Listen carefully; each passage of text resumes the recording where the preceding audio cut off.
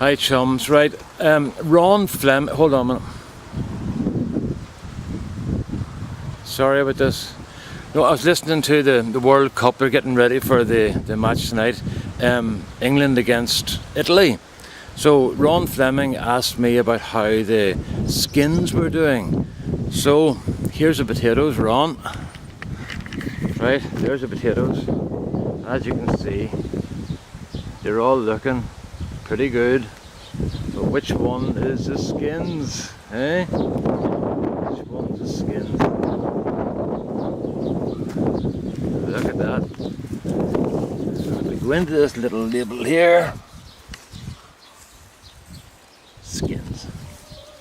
Okay, so look, they're doing dead on. They're doing absolutely dead on, so I'm very happy with that.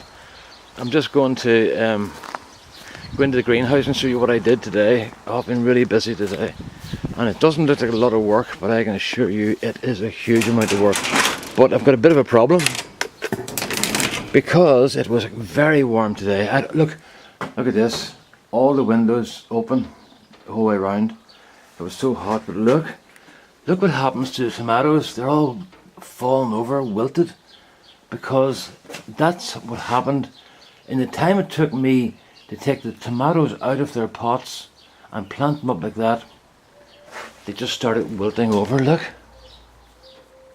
isn't that terrible?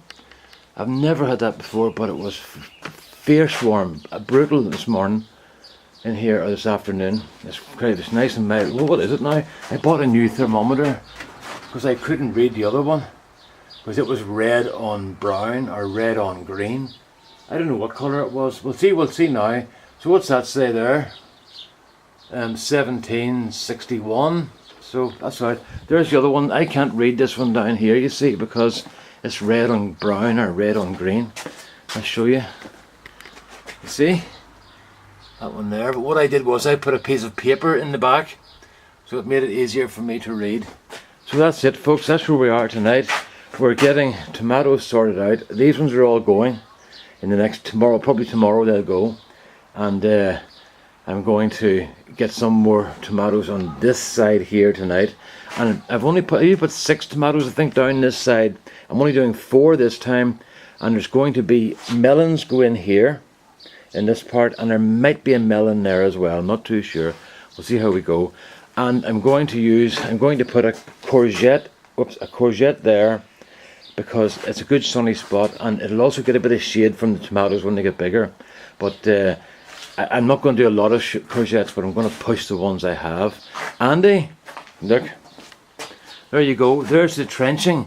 You see the way they're over on the other side of the pot? They've got all that length there. That's all root. And the same with this one. It's all root from there to there. But I had a bit of a disaster. I broke one of them.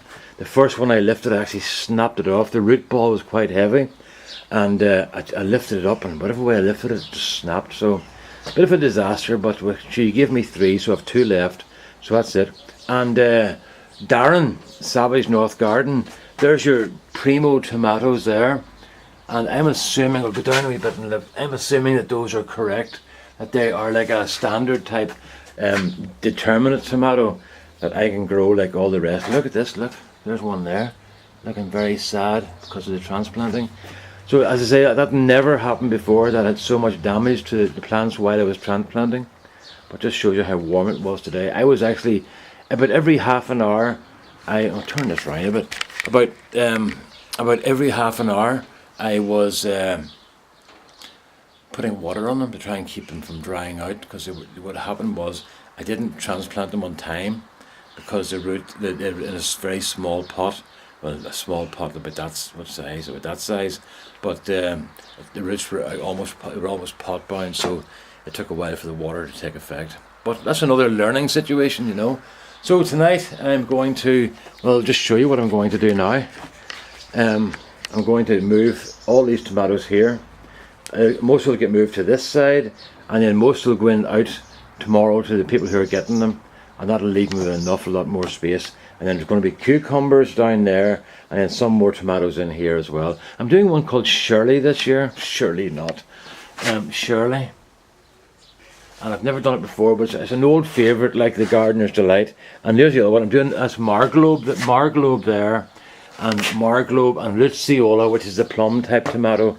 And then we've got Shirley here again, and then this is the one that Darren Savage North Garden sent me, and I'm expecting great things because it's a very fast tomato. It has to be, because it hasn't much time to grow up in North Alberta there. So it's going well. Dan, look, there's the 45 and 55 and 65 pounders there. So they're all coming on nicely. So they'll go out shortly. And as I say, everything's going not too bad. There's what I'm doing with the courgettes. Look, there's a courgette there, and there's little ones coming at the bottom. I'm going to try and manage them like that and take them when they're very small.